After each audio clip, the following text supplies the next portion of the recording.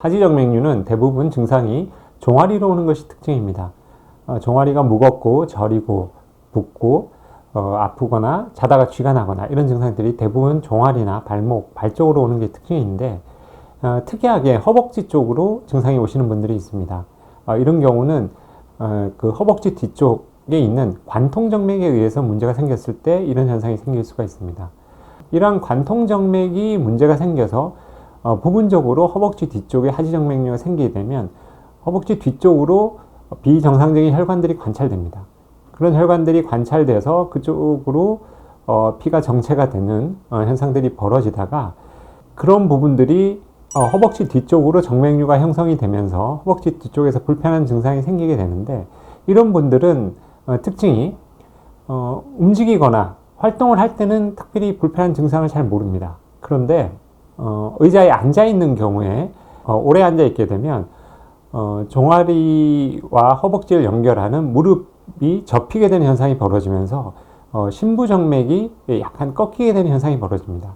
이럴 때 그 허벅지 뒷부분에서 생긴 관통정맥에 의해서 생긴 하지정맥류의 정체가 되는 정맥 압력이 굉장히 높아지게 됩니다.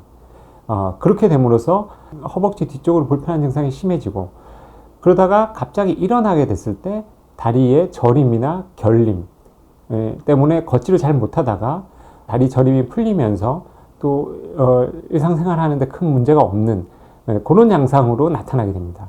네, 이렇게 허벅지 뒷부분에 있는 관통정맥에 의해서 정맥류가 생기시는 분들의 케이스를 좀 설명을 드리면 첫 번째 그림은 허벅지 맨 위쪽 부분에 있는 동그라미 있는 부분부터 관통정맥에 의해서 피가 역류가 되어서 아래쪽으로 정맥류가 만들어지고 있습니다. 그런데 이분은 바깥으로 보이는 정맥류는 거의 없으시고 환자분의 역류가 되는 길을 표시하기 위해서 매직으로 이렇게 표시를 하긴 했지만 실제로 환자 뒷부분, 허벅지 뒷부분을 봤을 때는 정맥류나 이런 것들이 크게 관찰되지 않는 환자였습니다. 그렇지만 초음파 검사상에서 매직의 방향대로 역류가 돼서 종아리 아래쪽까지 역류가 되는 그런 케이스였고요. 두 번째 그림의 케이스는 이런 것들이 아주 이제 계속 진행이 되다 보니까 바깥으로 튀어나온 정맥류가 일부 관찰되는 환자의 케이스입니다. 이분도 마찬가지로 허벅지 위쪽 뒷부분에서 관통정맥에 의해서 피가 역류가 되어서 피부 쪽으로 하지정맥류를 만들고 불편한 증상을 만드는 케이스였습니다.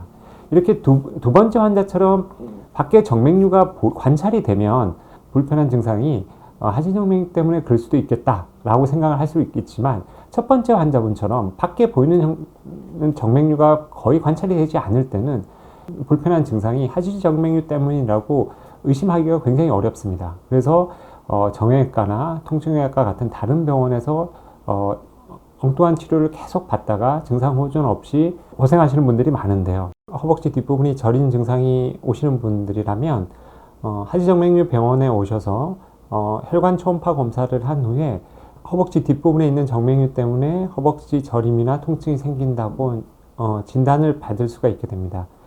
이렇게 진단을 받게 되시면 처치는 대복제 정맥이나 소복제 정맥에 의해서 생기는 하지정맥류처럼 이렇게 복제 정맥을 모두 처리해야 되는 그런 수술이 필요한 것이 아니고 허벅지 뒷부분에 있는 관통정맥과 부분적으로 생긴 하지정맥류만 국소적으로 제거를 해주더라도 이 허벅지 뒷부분 증상은 아주 많이 개선이 되게 됩니다.